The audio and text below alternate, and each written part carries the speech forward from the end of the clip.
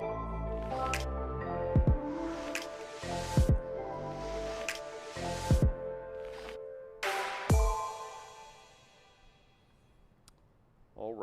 welcome everybody. I am not Shenoah Grove, I am Phil Grove. Shenoah is out of town. Our son has a lacrosse camp in Florida, so she couldn't make it tonight, so I am your substitute. And we're gonna be doing a little presentation until our main presentation that we're gonna call Getting Started Investing in Real Estate. I'll have some little tips and things kind of rolling around on the screen behind me. You're more than welcome to stop and ask any questions that you might have as we go through this.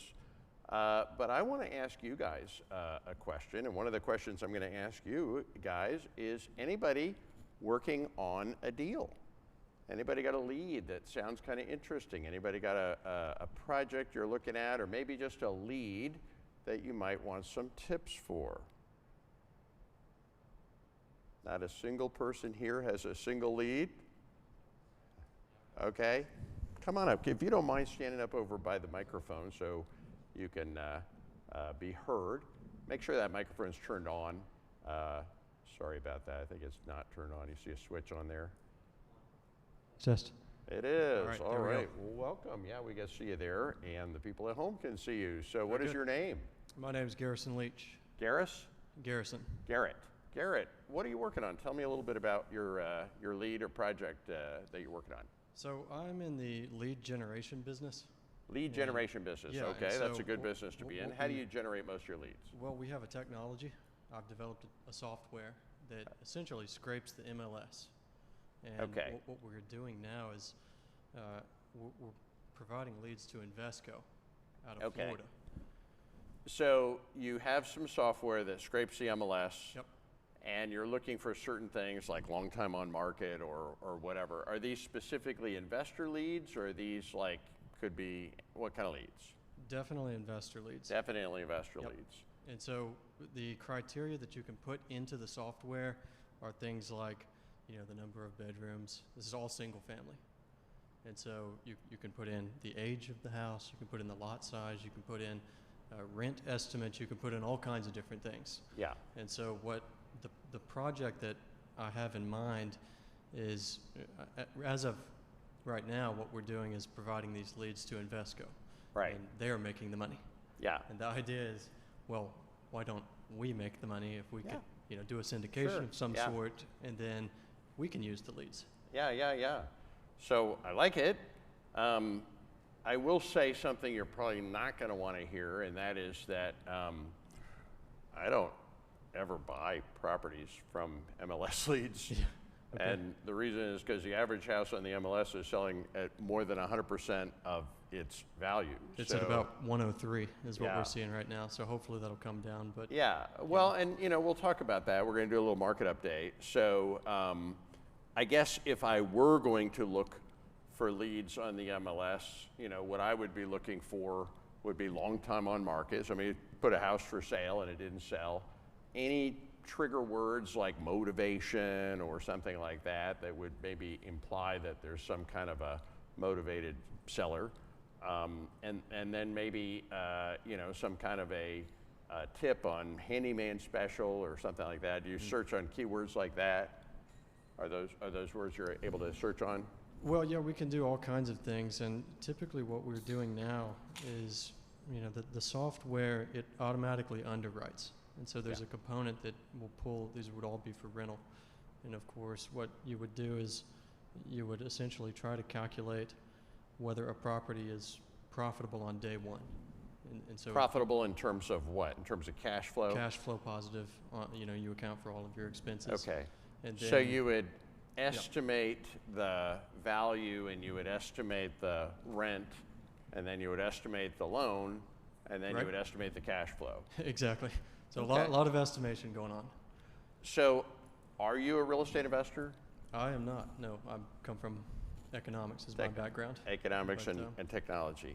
But yeah, so anyway, my point being that to deploy the software as an investor, I think would be a good path to go down. Well, I think you're right. And, you know, certainly the engine of any real estate investor's business is the marketing machine. And it comes down to marketing. So you've developed some proprietary marketing machines that you can now provide leads for, and yeah, you're right. Why not monetize the leads yourself by becoming Right. the investor yourself?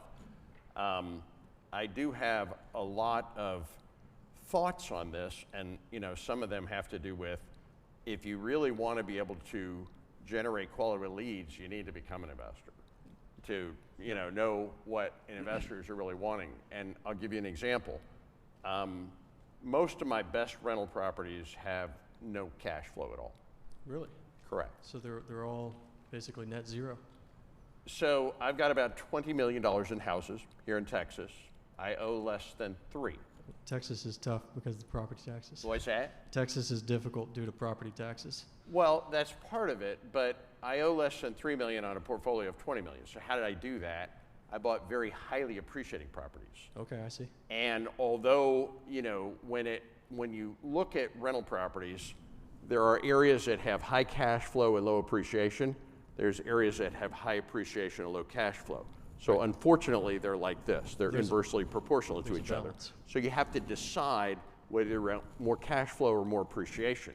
But when you look at holding a rental property over a decade, the appreciation trumps the cash flow by about 10 to 1. Yeah, so sure. if you go for high cash flow rental properties, you're going to be shooting yourself in the foot. You're going to make about 1/10 the amount of money as you would have made had you buy the high appreciation properties. So that's why, if you're weighing your leads based on, hey, more cash flow over here, my guess is those are properties I probably personally wouldn't buy. Yeah, you may not want that. Well, let me ask you this. What would be a good net yield target?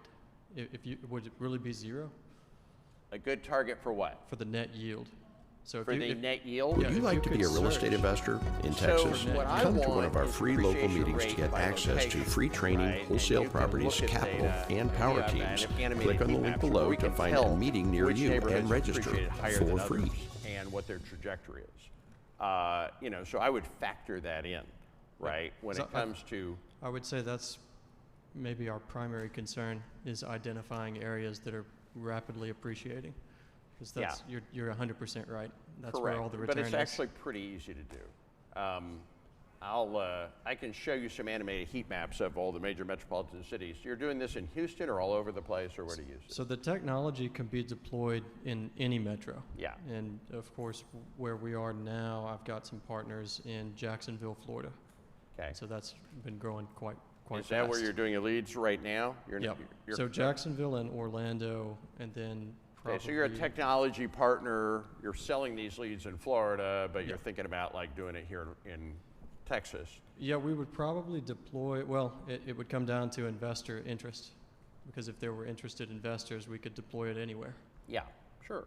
Well, I will say that's interesting, and but I think your thinking is probably right. I mean, I've also been in the software business, lead gen business. I mean, there's no money in it, in my opinion. You have to be the investor. What's that? I said, I think you have to be the investor. Yeah, that's where the big money is. Right.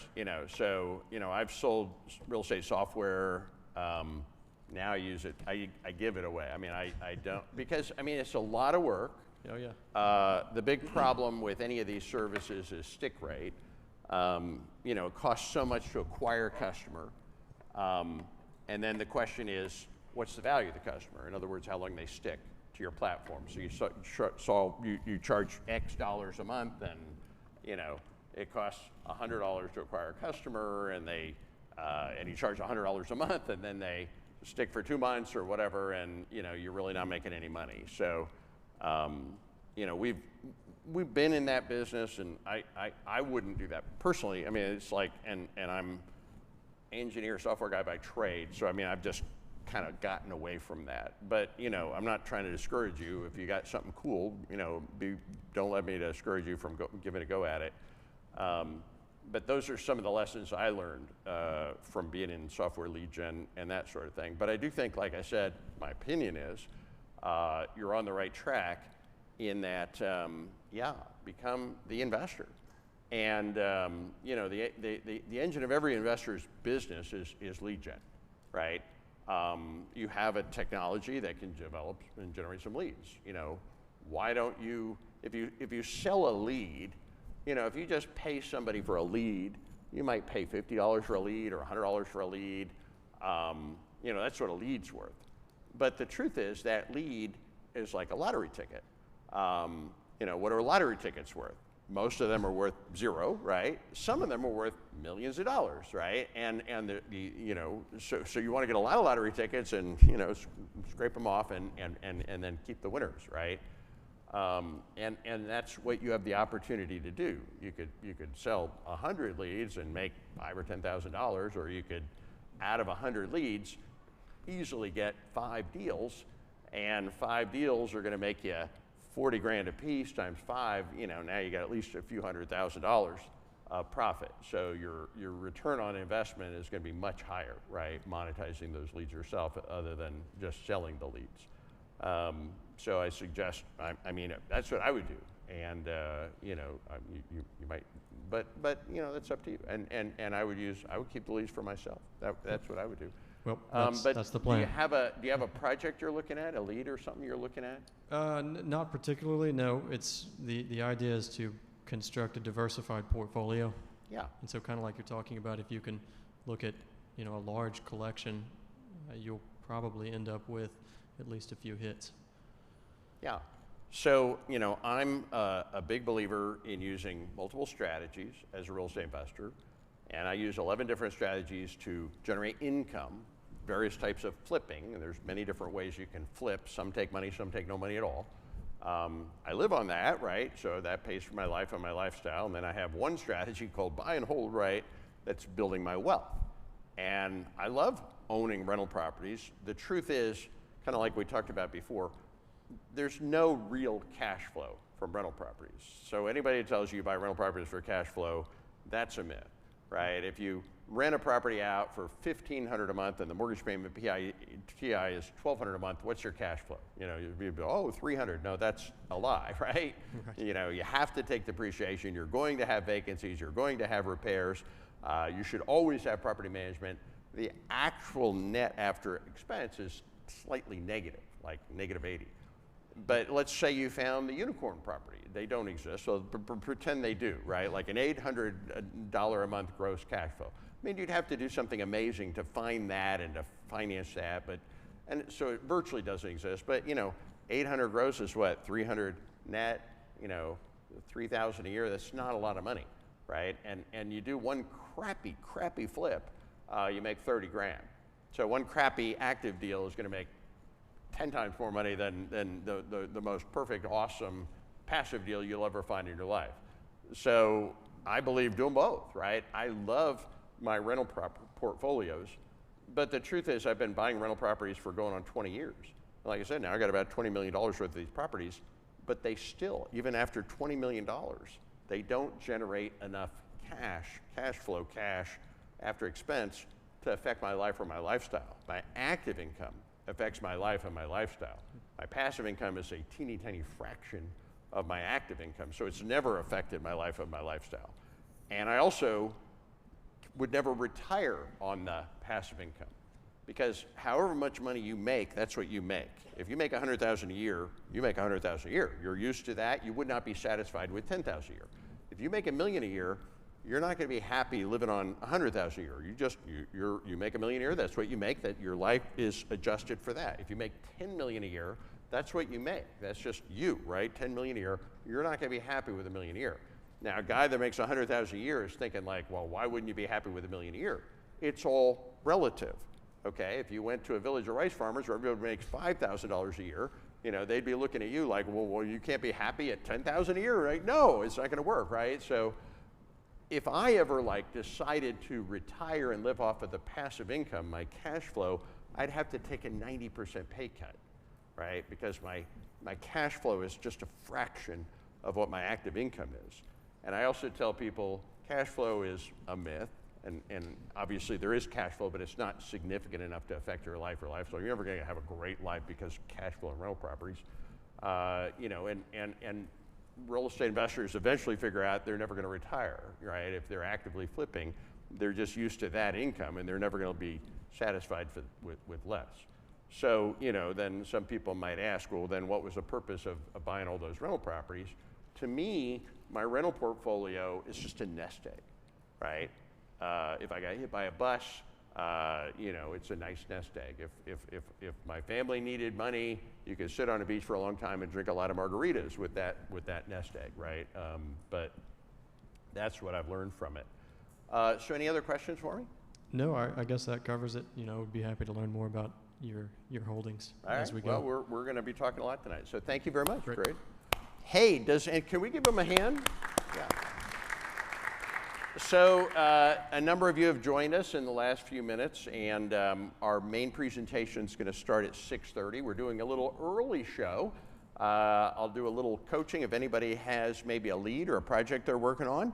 Love to hear about it. Maybe you have a lead that you're not able to close. I'd be happy to maybe give you a little advice on how you might close a deal.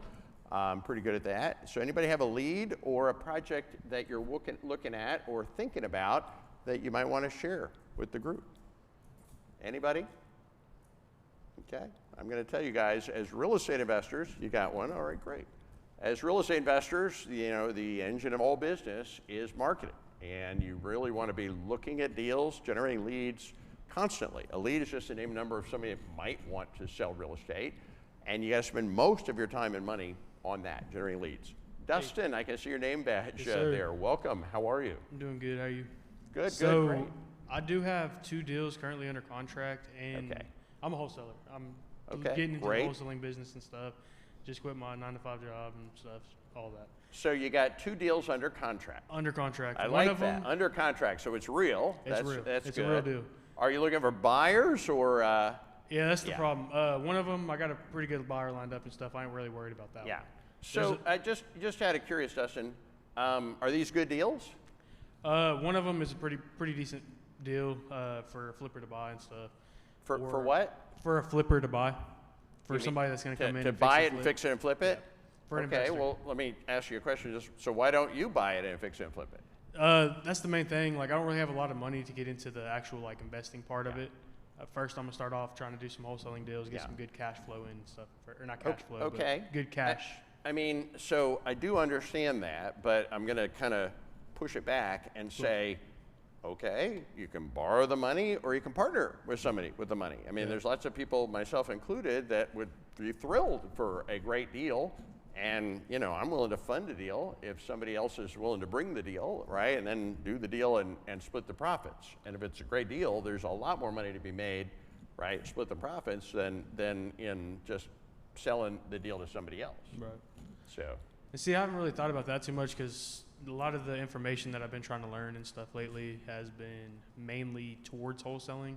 So I haven't dug deep into the actual investing part yet. Yeah. So I don't really know a lot about it. I do understand that, and you know what I always tell everybody is you don't have to know everything, but it's helpful to know people that know everything, right? So, you know, use other people, you know, use other people's money, use other people's expertise, knowledge, resources, boots on the ground, etc. Right? You can partner for all of those things, and by partnering, it'll scale you up. You'll learn, you'll make more money, and it'll scale you up. And I like wholesaling. Nothing wrong with wholesaling. In fact, it's the easiest of all the strategies that I use and that I teach. I teach them all. I mean, that's the easiest one to teach. The problem I have with wholesaling is it's, generally speaking, the hardest one to do that makes the least amount of money. Of all the 12 strategies I use, that's the one that is the hardest that makes the least, right? So when I hear somebody saying, I'm just going to get started with wholesaling, the way my brain translates that is, you know, I'm going to do the hardest thing there is that makes the least amount of money. So I think you should open yourself up to the idea of doing multiple strategies, right? Because I think you can make more money. Well, I have a mentor that's kind of helping me out, and he's an investor. He's been in the industry about 5 years now. Great. Yeah. He's not interested in it himself because it is kind of far. It's in Lufkin, and we're local into Spring, Montgomery County area. And so he was trying to help send it out too and stuff, but it actually seems like it's not going to be as good as a deal as we thought. Yeah. Because when I locked it up under contract, it was kind of sight unseen. So it did need a lot more repairs than we originally thought. Yeah. So. Yeah. So that's, you got 2 of these.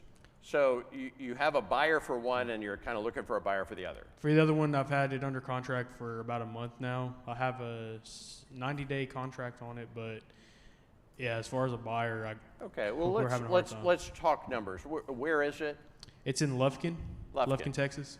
Okay, So kind not of a hot market, but a rural area. yeah. Yeah, and ballpark, what's this thing worth? ARV? ARV is about 140, but 140. it's a 3-1.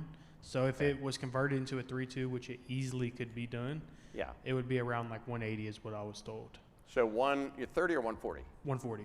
140, you could convert it into a 3-2. Do you have Yes. to add square footage, or you could just convert something? You'd have to add square footage. You'd have to add square footage. Just a little bit, yeah. Because, I mean, there is another room that could be, it's like kind of like a back porch area that could be converted into it. But Is this a slab or pier and beam? pier and beam. It's Pier an and old beam. home. Okay, easier to add square footage, generally speaking, on a pier and beam. So And I got it under contract for 56, but I talked to him about a price reduction. I got him down to 50. Okay, great. And then, ballpark, what is it going to cost to renovate this thing? I had 2 buyers go out and look at it that they seemed interested in it, but they ended up not being interested because it needed about $50,000 to $60,000 worth of repairs. Okay, so if this thing's worth 130, generally speaking, we'd like to buy these things at about 70% of ARV Right. minus repairs. Right. So if you bought it for, let's say 55,000 repairs, you'd want to buy this around 36, right? That'd Yep. be about the sweet spot. Yeah, no, I tried to get it down as much as I could. Like originally, I tried to get him at around 30,000 and Yeah, stuff, and then yeah. eventually we negotiated up to 50. But I figured with the ARV being up towards 180 with an additional, and then I figured the repair cost would be around 40,000. Well, how much is so- it going to cost to add? What is that bathroom going to be? Probably another 100 square feet, something like that. Probably around So, that. it's I'll say probably like exterior what, 10 addition. grand at most. What's that? 10,000 to 15,000 at most extra. Well, But you get I extra. mean, now you get into this, it's going to cost more than $100 a square foot to build exterior square footage. Okay. It's got to be roofed and sheathed and dried in and, Okay. foundation. I mean, so there's a lot. I don't know the number. I'd guess like Yeah. 20,000 maybe. Okay. You're right. If the thing's worth 180, and times 0.7 minus, now instead of 55, you're up to like 75. 50 is kind of in the ballpark of something that somebody might want to do. Right. Do you know anything about how much inventory there is out there? The market's not too hot out there. I know there's been 3 houses that have sold in the last, I think, like 6 months. Which isn't for terrible. 180? No, there were 3 twos, 3 bed, 2 twos. baths. Yeah. And they sold for, I want to say, 210 to 220. Okay. Yeah. So not too bad. Yeah, not too bad. But they were newer homes as well. So. Yeah. So you're looking for a buyer. Right. And you're in a rural area. I would definitely, post this, by the way, on the Texas REIAs I have. Facebook group. Yeah. So the problem you're always going to have in a rural area is, there's just less of everything, right? Less Right. buyers, less sellers. This is a pretty big project. When you're renovating, cost is as much as the purchase cost. That's not a project everybody wants to do. Because when you're doing a renovation, the risk is in the renovation, right? Like if you're spending $50,000 or $75,000 in this case, somewhere in that range on the renovation, first-time remodelers typically spend 50% more than they budget. Really? So they budget 50 and then they spend 75, which could easily be the difference between making money and not making money. Okay. So if the renovation relative to the price of the home is big, like the renovation on this thing is just as much as the home, that's high risk. If this was a, $500,000 house and it needed a $50,000 renovation, then you're only renovating 10%, of the cost of the house. And if the budget goes over by $25,000 on a $500,000 house, that's not a big deal. If the budget on this thing goes over by 50%, $25,000, now, making no money. we're in the difference between making money and a lot. So we got a lot of work on a project that is not that expensive a house. it's got a lot of risk, and if something goes wrong, you know, you could lose money. So it's a lot of work for not a lot of money. Yeah. And that's how a lot of investors would look at this thing. But, you know, you got a hot market in Texas, and, you know, I'm a little surprised somebody wouldn't take that deal. I'll give you a little tip on where you might find your buyer. Okay. Okay? What I would do, I don't know if you've done this yet, is I would run a mailing list of non-owner occupants in the area the house is in. Have you done that? Not yet. No, okay. I do have PropStream and stuff. But What's that? I have PropStream. Yeah. Yeah. Okay. So you got some access to some mailing lists. Yes, sir. So what happens is let's say you have a house for everybody here in subdivision, whatever the name is, Sunny Ridge subdivision, whatever it is. You can get a list of all non-owner occupants. A non-owner occupant is somebody who owns a house where they don't live in the house. Technically, that's a landlord, right? Technically, that's a real estate investor that has already proven their interest in owning real estate in that neighborhood, right? So you can get a list of real estate property owners, investors that are in that neighborhood, and then you can say, hey, you know, I see you already own a house in that neighborhood. Would you like to own another house in that neighborhood? Now, also, if this thing is going to be a rental property, right? A non-owner occupant would probably want a rental property. I'm going to say when I buy a property as a rental property, I'm not doing a full remodel on that property. I am putting lipstick on the pig. Okay, that's the saying. You're always better off when you own rental properties to not renovate rental properties.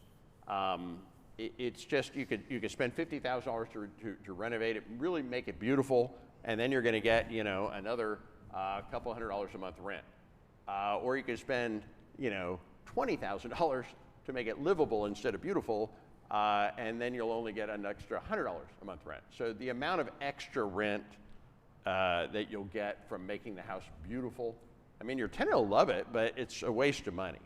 You know, money you put into renovating a house will all get destroyed. When you put down payments into a house and renovation money into a house, that money is tied up in that house for years, maybe decades, right? Until someday later you sell it. That's when you get it back, unless you can finance it out.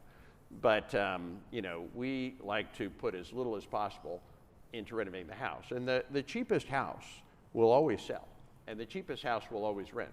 The nicest house may or may not sell and may or may not rent. So you might try the non-owner occupant list. You know, also I would be open to, you know, offering to partner with somebody. Do you live in that area at all, or? No, I live in Spring. Okay. So it's pretty far out. I've been out to the house. I'll take some pictures and stuff. Yeah. Boxed it. Yeah, if I'm ever going to renovate something, I need to make sure I have trusted boots on the ground where that project is. It is hard to renovate projects from afar. Okay. You know, so whenever I partner with somebody on renovation, I usually partner with somebody who lives somewhere near wherever that property is. Okay. Any other questions on that deal? Not really. I mean, as far as you were saying, try pretty much the landlords that would be around the area and stuff. I mean, If they're think not about it, really, they are real estate investors who own rental property in that area. They've Yeah. already proven their interest in owning property, so they own one, maybe they want to own another one. but as far as the full rehab, like you were saying, though, would they really be that interested? It's just about finding the right person, I guess. Well, I mean, they're probably not going to do a full rehab. They're going to do a $20,000 remodel Right. instead. I mean, is there anything structurally wrong with the house? No, everything's pretty straight. It's just really, really old. It's all pretty much almost originals of the house. Yeah, I mean, you know, yeah, they'll make it livable and not lovable. So Okay. you know, that's going to be the difference. And what does the guy owe on the property, by the way? Nothing. It's paid off. It's a probate. Okay, so you know, when somebody has a probate house, here's one more little trick. You know, probate is kind of found money, right? Somebody found money, right? They're going to get money they probably didn't expect. So a good question to ask somebody who inherits a house is, wow, you're going to get some money out of this. That's really nice. What are you going to do with the money? And I can almost guarantee most of the time, not always, they're going to say something like, well, I was thinking of investing it. A lot of times when people have found money, they invest it. So you say, wow, well, how would you like to get 7.5% interest on it, like immediately? And then offer to buy it with financing. Yeah. And a lot of times they'll take that deal. And then if you get it with the financing, now you have a golden nugget, because the properties will be worth more and it will sell faster and it will sell for more money if you can sell it with financing. So that's really how you can turn this this thing into a potential. Yeah, I started home. learning a little bit about the creative financing. I haven't dabbled into it too much, but I'm starting to get a little catch for it. I'm just wondering if I talk to him, I need to call him and see if he'd be open to that instead. Yeah, yeah. And the way to say it is, oh, you pitch it as an investment. It is an investment. Okay. Right? I mean, it's 7.5% interest, first lien, right? You're guaranteed to get your money with interest, or if for some reason you get paid, you get the property back, and you get to keep whatever down payment you put in, if you put any. Although I want you to negotiate minimal down. So That's true. Yeah. Alrighty. Thank you. I appreciate it, sir. Thank you, Dustin. Appreciate it. Alrighty. Well, welcome everybody. That was our early presentation. I'm going to stop the recording now.